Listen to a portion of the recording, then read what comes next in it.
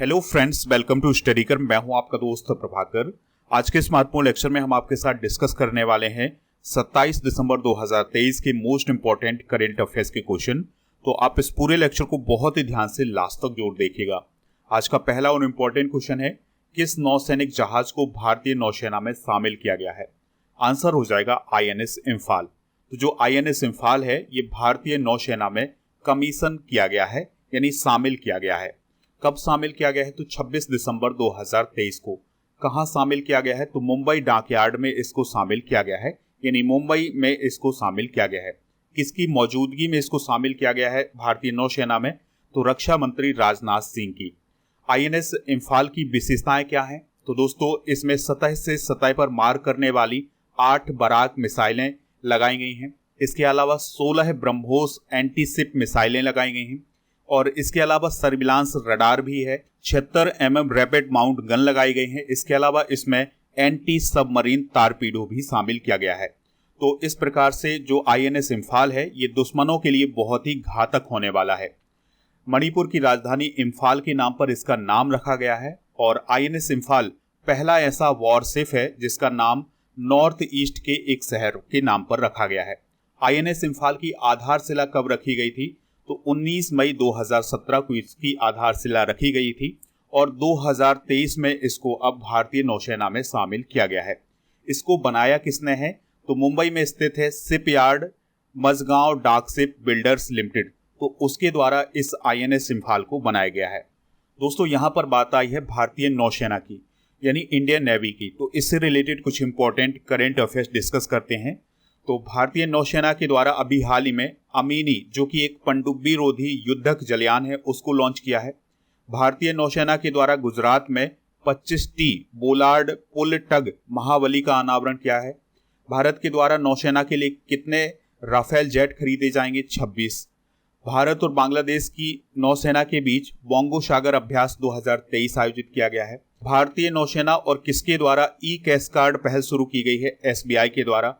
भारतीय नौसेना ने आंध्र प्रदेश, तमिलनाडु और पुदुचेरी में सागर कवच 2 अभ्यास अभी कुछ समय पहले आयोजित किया था। बात आई है भारतीय नौसेना की, तो इसकी भी बेसिक जानकारी डिस्कस कर लेते हैं। इसकी स्थापना कब हुई थी? 1612 में। इसका काम क्या होता है? तो भारत की समुद्री सीमाओं की रक्षा करना। वर्तमान में नौसेना प्रमुख कौन है? Admiral R Harikumar. नौसेना दिवस कब मनाया जाता है? 4 दिसंबर को मनाया जाता है।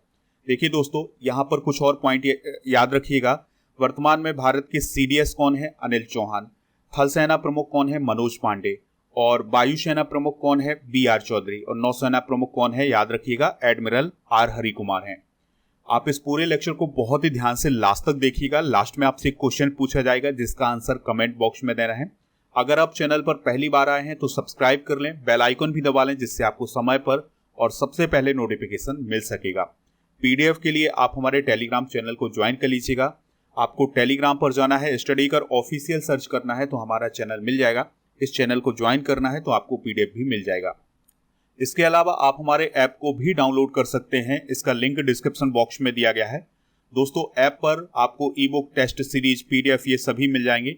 PDF की बात करें तो इसमें मंथली करंट अफेयर्स का PDF होगा और लूसेंट GK किंग सीरीज का PDF होगा, टॉपिक वाइज करंट अफेयर्स का PDF, मैराथन क्लास का PDF, ये सभी PDF उपलब्ध हैं वहां पर। तो आप इसको ऐप से प्राप्त कर सकते हैं। ऐप पर आपको मंथली करंट अफेयर्स की ई-बुक भी मिल जाएगी दोनों माध्यम में, यानी हिंदी और इंग्लिश दोनों माध्यम में ये उपलब्ध है। तो आप इसको ऐप से प्राप्त कर सकते हैं। नेक्स्ट क्वेश्चन है, QS सस्टेनेबिलिटी रैंकिंग 2024 में दिल्ली विश्वविद्यालय का कौन सा स्थान है? आंसर हो जाएगा 220वां स्थान। तो अभी हाल ही में QS सस्टेनेबिलिटी रैंकिंग 2024 को जारी किया गया है, जिसमें 1397 संस्थानों को शामिल किया गया था। इसमें DU यानी दिल्ली विश्वविद्यालय का 220वां स्थान है। अगर आपसे क्वेश्चन पूछा जाए कि दिल्ली विश्वविद्यालय की रैंकिंग में 100 में से कितने अंक प्राप्त हुए हैं, तो इसे 73.4% अंक प्राप्त हुए हैं। और ऐसा पहली बार हुआ है जब टॉप 200 में कोई भी भारतीय यूनिवर्सिटी शामिल नहीं हुई है। दोस्तों, अगर हम भारत के अन्य संस्थानों की रैंकिंग की बात करें तो दिल्ली यूनिवर्सिटी की बात करें तो इसका स्थान है 220वां, लेकिन जो IIT बॉम्बे है इसका 303वां स्थान है, IIT मद्रास का 344वां स्थान है, IIT खड़गपुर का 349वां स्थान है, IIT रुड़की का 387वां स्थान है और आईआईटी दिल्ली का 426वां स्थान है। तो ये रैंकिंग भी आप नोट कर सकते हैं। अगर हम टॉप 3 विश्वविद्यालय की बात करें तो टोरंटो विश्वविद्यालय जो कि कनाडा में है वह पहले स्थान पर है। दूसरे स्थान पर है कैलिफोर्निया विश्वविद्यालय जो कि अमेरिका में है, और फिर तीसरे स्थान पर है मैनचेस्टर विश्वविद्यालय जो कि यूनाइटेड किंगडम में है। तो ये टॉप 3 विश्वविद्यालय हैं। देखिए दोस्तों, यहाँ पर इंडेक्स की बात आई है, सूचकांक की बात आई है, तो चलिए कुछ प्रमुख सूचकांक डिस्कस कर लेते हैं जो कि आपके एग्जाम के पॉइंट ऑफ व्यू से इंपॉर्टेंट है। तो अगर हम बात करें जलवायु परिवर्तन प्रदर्शन सूचकांक 2024 की, तो इसमें भारत की रैंक 7 है। हैनेले पासपोर्ट इंडेक्स जो कि जुलाई 2023 में जारी किया गया था, इसमें भारत की रैंक 80 है। विश्व प्रेस स्वतंत्रता सूचकांक यानी वर्ल्ड प्रेस फ्रीडम इंडेक्स 2023 में भारत का 161वां स्थान है। वर्ल्ड हैप्पीनेस इंडेक्स 2023 में भारत का 126वां स्थान है। ऊर्जा संक्रमण सूचकांक 2023 में 67वां स्थान है। चुनावी लोकतंत्र सूचकांक 2023 में 108वां स्थान है।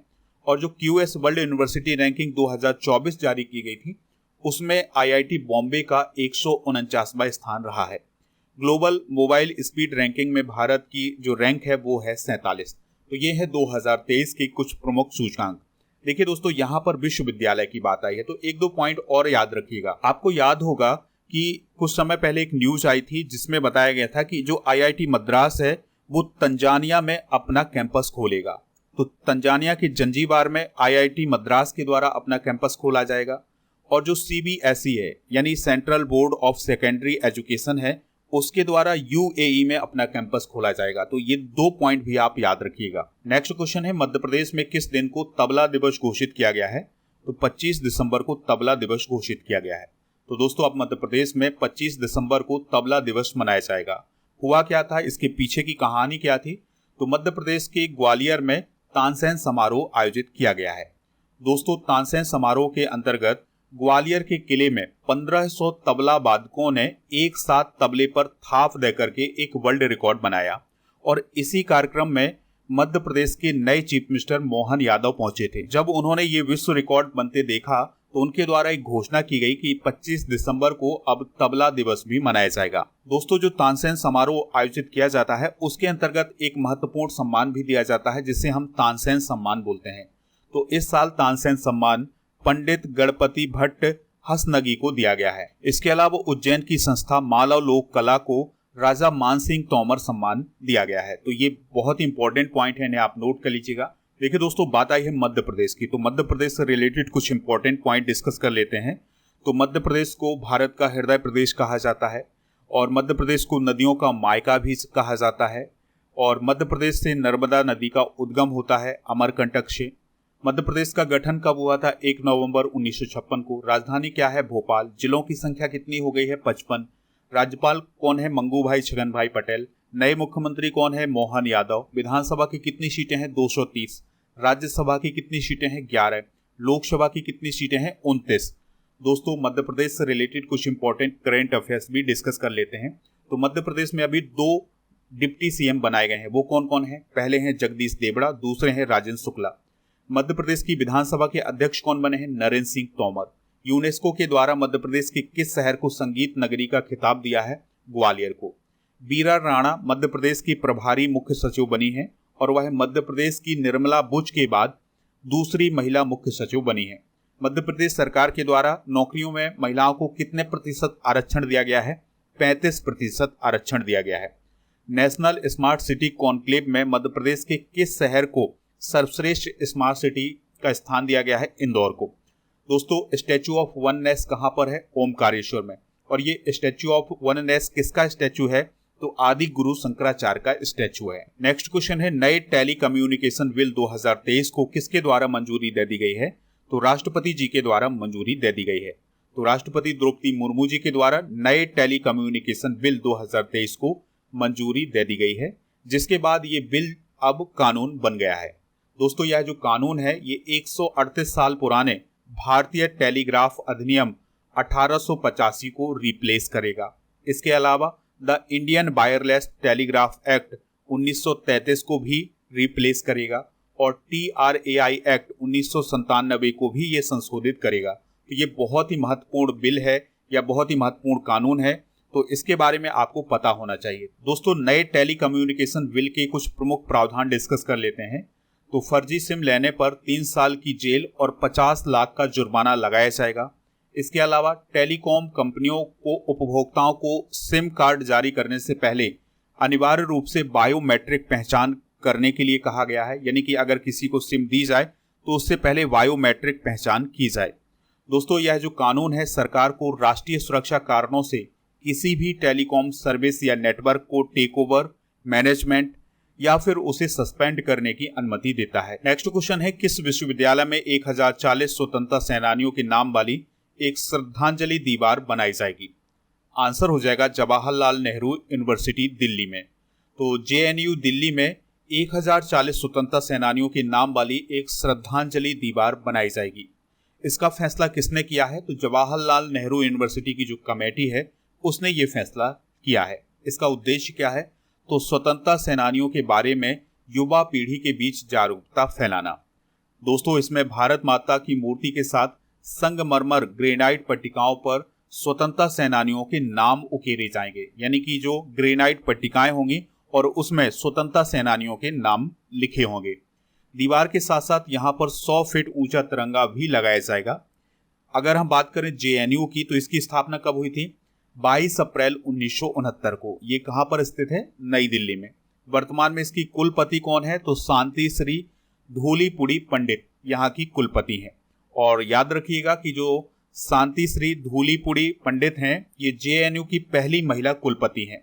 यहाँ पर बात आ रही है यूनिवर्सिटी की। तो दोस्तों, यूनिवर्सिटी को मान्यता देने वाली एक संस्था है जिसे हम यूजीसी बोलते हैं, यानी यूनिवर्सिटी ग्रांट कमीशन बोलते हैं। तो यूजीसी का काम होता है विश्वविद्यालयों को मान्यता देना। और इसकी स्थापना कब हुई थी? 1956 में हुई थी। वर्तमान में इसके अध्यक्ष कौन है? एम जगदीश कुमार हैं। नेक्स्ट क्वेश्चन है, किस राज्य में गिग श्रमिकों को 5 लाख रुपए का दुर्घटना बीमा प्रदान किया जाएगा? आंसर हो जाएगा तेलंगाना। तो अभी हाल ही में तेलंगाना की गवर्नमेंट के द्वारा ये कहा गया है कि जो गिग श्रमिक हैं उन्हें 5 लाख रुपए का दुर्घटना बीमा प्रदान किया जाएगा। ये घोषणा किसने की है? तो तेलंगाना के चीफ मिनिस्टर ए रेवंत रेड्डी ने। तो इसमें यह कहा गया है कि जो भोजन वितरण करने वाले हैं, यानी कि जो आपके घरों में होम डिलीवरी करते हैं, और जो कैब ड्राइवर होते हैं, ऑटो रिक्शा चलाने वाले होते हैं, तो इन सभी को इस योजना में शामिल किया जाएगा।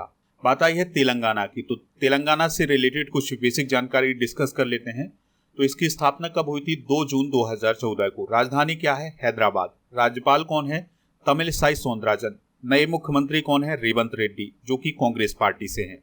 विधान परिषद की 40 सीटें हैं, विधानसभा की 119, राज्यसभा की 7 और लोकसभा की 17 सीटें हैं। यहाँ पर आप लोकेशन ये आप देख सकते हैं, ये है तेलंगाना की लोकेशन।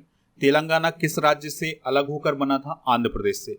अगर आपसे क्वेश्चन पूछा जाए कि भाषा के आधार पर बनने वाला भारत का पहला राज्य कौन है, तो वो कौन है? आंध्र प्रदेश। नेक्स्ट क्वेश्चन है, पौंग बांध वन्यजीव अभयारण्य किस राज्य में स्थित है जिसे हाल ही में पर्यावरण संवेदनशील क्षेत्र घोषित किया गया है? आंसर हो जाएगा हिमाचल प्रदेश में। तो दोस्तों, केंद्रीय पर्यावरण और वन मंत्रालय के द्वारा हिमाचल प्रदेश के कांगड़ा जिले में स्थित पौंग बांध वन्यजीव अभयारण्य की सीमाओं से लगे हुए 1 किलोमीटर के क्षेत्र को पर्यावरण संवेदनशील क्षेत्र घोषित किया गया है। ये फैसला लिया गया है वहां के जीवों को लेकर के, यानी कि वहां के जीवों को कोई खतरा ना हो सके, इसलिए ये पर्यावरण मंत्रालय के द्वारा फैसला लिया गया है। यहाँ पर बात आई है केंद्रीय पर्यावरण और वन मंत्रालय की। तो केंद्रीय पर्यावरण और वन मंत्रालय के मंत्री कौन है? भूपेंद्र यादव। अब हम बात करते हैं पौंग बांध झील वन्यजीव अभयारण्य की। तो यह हिमाचल प्रदेश के कांगड़ा जिले में स्थित है। तो इसकी स्थापना कब हुई थी या इसे कब बनाया गया था? तो 1975 में बनाया गया था। किस नदी पर इसे बनाया गया है? ब्यास नदी पर बनाया गया है। इसे हम महाराणा प्रताप सागर भी कहते हैं। इसे 1983 में वन्यजीव अभयारण्य बनाया गया था और 2002 में इसे रामसर स्थल घोषित किया गया था। हिमाचल प्रदेश की बात आई है तो इसके नेशनल पार्क भी डिस्कस कर लेते हैं। तो यहाँ पर 5 नेशनल पार्क हैं। कौन कौन है? Great Himalayan National Park, Pin Valley National Park, Inder Killa National Park, Khir Ganga National Park और सिंबल बारा नेशनल पार्क। तो ये 5 नेशनल पार्क हैं हिमाचल प्रदेश में। नेक्स्ट क्वेश्चन है, उत्तर प्रदेश में पहली अंतर जिला हेलीकॉप्टर सेवा का शुभारंभ किसने किया है? योगी आदित्यनाथ ने। तो दोस्तों, यूपी के चीफ मिनिस्टर हैं योगी आदित्यनाथ जी। तो उनके द्वारा पहली अंतर जिला हेलीकॉप्टर सेवा की शुरुआत की गई है। और ये हेलीकॉप्टर सेवा कहां से कहां तक शुरू की जाएगी? तो ये आगरा से मथुरा तक शुरू की जाएगी। इसमें कितनी दूरी तय की जाएगी? तो 65 किलोमीटर की दूरी तय की जाएगी। तो अभी कंपनी के द्वारा उड़ान परीक्षण किए जाएंगे, फिर इसके बाद 28 दिसंबर से पर्यटकों के लिए यह सेवा शुरू की जाएगी। दोस्तों, उत्तर प्रदेश की बात आई है तो उत्तर प्रदेश के जो इंटरनेशनल एयरपोर्ट हैं उनको एक बार रिवाइज कर लेते हैं। तो अगर आपसे पूछा जाए मर्यादा पुरुषोत्तम श्रीराम इंटरनेशनल एयरपोर्ट कहाँ है, तो ये अयोध्या में है और ये प्रस्तावित है 2024 में यहाँ से उड़ानें भी शुरू हो सकती हैं। कुशीनगर इंटरनेशनल हवाई अड्डा कुशीनगर में है। चौधरी चरण सिंह इंटरनेशनल हवाई अड्डा ये लखनऊ में है। नोएडा इंटरनेशनल एयरपोर्ट ये नोएडा में है, ये भी दोस्तों 2024 में चालू हो सकता है। और लाल बहादुर शास्त्री इंटरनेशनल एयरपोर्ट ये वाराणसी में है। तो दोस्तों ये है यूपी के 5 इंटरनेशनल एयरपोर्ट। तो अब क्वेश्चन पूछा जाए कि यूपी में कितने इंटरनेशनल एयरपोर्ट हैं, तो 5 इंटरनेशनल एयरपोर्ट हैं, जिनमें 2 2024 में चालू हो सकते हैं, बाकी 3 तो पहले से चालू हैं। अगला क्वेश्चन है BSE लिमिटेड के अध्यक्ष कौन बने हैं? आंसर हो जाएगा प्रमोद अग्रवाल। तो दोस्तों अभी हाल ही में सेबी के द्वारा कोल इंडिया के पूर्व प्रमुख रहे हैं प्रमोद अग्रवाल, तो उन्हें BSE यानी बॉम्बे स्टॉक एक्सचेंज का अध्यक्ष बनाया गया है। तो वह किसका स्थान लेंगे? तो वह SS मुंद्रा का स्थान लेंगे। हाल ही में की गई कुछ महत्वपूर्ण नियुक्तियां डिस्कस कर लेते हैं। तो महेश्वर दयाल जेल महानिदेशक बने हैं। रूबेन अजार इजराइल के भारत में नए राजदूत बने हैं। मनीषा पाढ़ी भारत की पहली वुमेन ADC बनी है।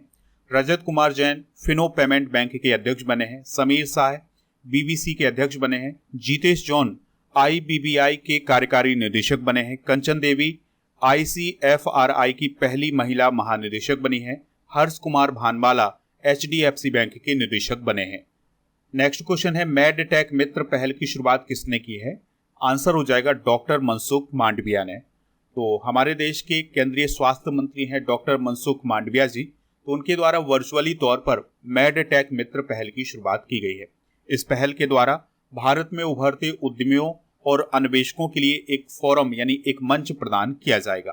कल के करंट अफेयर्स को एक बार रिवाइज कर लेते हैं, फिर इसके बाद जनरल नॉलेज के पिटारे को डिस्कस करेंगे। लास्ट में पूछेंगे आपसे क्वेश्चन जिसका आंसर कमेंट बॉक्स में देना है। तो कल का पहला क्वेश्चन था किस राज्य में संस्कृति उत्सव शुरू हुआ है? उत्तर प्रदेश में। प्रथम दिव्यांग खेल पुरस्कार में सर्वश्रेष्ठ पुरुष एथलीट का खिताब किसे मिला है? सुमित अंतिल को। सुशासन दिवस कब मनाया गया है? 25 दिसंबर को।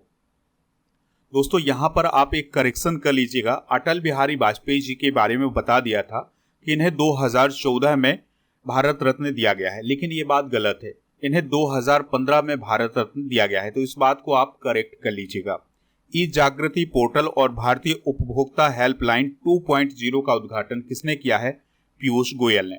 साहित्य और कला के क्षेत्र में UAE का ग्रेट अरब माइंड्स अवार्ड का खिताब किसने जीता है? बासनी लारे डच ने जीता है। विंटर कॉर्निवल किस राज्य में शुरू हुआ है? हिमाचल प्रदेश में। संसद में पारित विधेयक में इंडियन पीनल कोड यानी IPC को खत्म करके किस संहिता को लागू करने का प्रावधान किया गया है?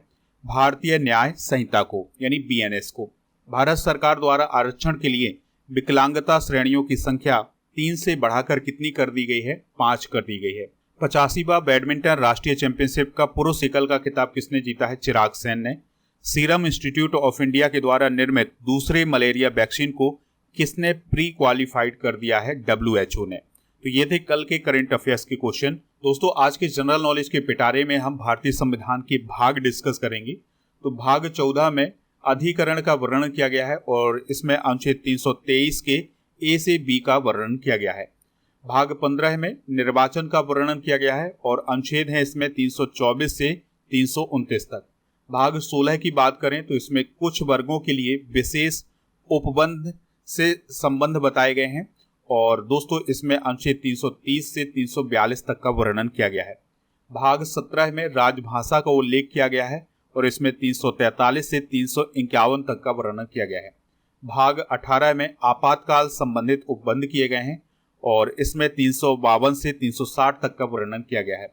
भाग 19 में प्रकीर्ण का वर्णन किया गया है और इसमें अनुच्छेद 361 से 367 तक का वर्णन किया गया है। भाग 20 में संविधान संशोधन संबंधित प्रावधान किए गए हैं और इसमें अनुच्छेद 368 का वर्णन किया गया है।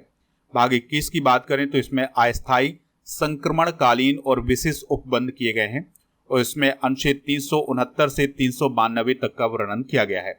भाग 22 की बात करें तो इसमें संक्षिप्त नामों का वर्णन, हिंदी में प्राधिकृत पाठ और निरसन का वर्णन किया गया है और इसमें अनुच्छेद 393 से 395 तक का वर्णन किया गया है। दोस्तों, कल के करंट अफेयर्स में आपसे क्वेश्चन पूछा गया था कि सुमित अंतिल का संबंध किस खेल से है, तो उनका संबंध जेवलिन थ्रो से है, यानी भाला फेंक से है। तो लगभग सभी लोगों ने इसका आंसर भाला फेंक ही बताया हुआ है, कुछ लोगों ने गलत बताया है। तो दोस्तों, गलत मत बताइएगा, पहले आप पूरा लेक्चर सुनिएगा, फिर इसके बाद आंसर दीजिएगा।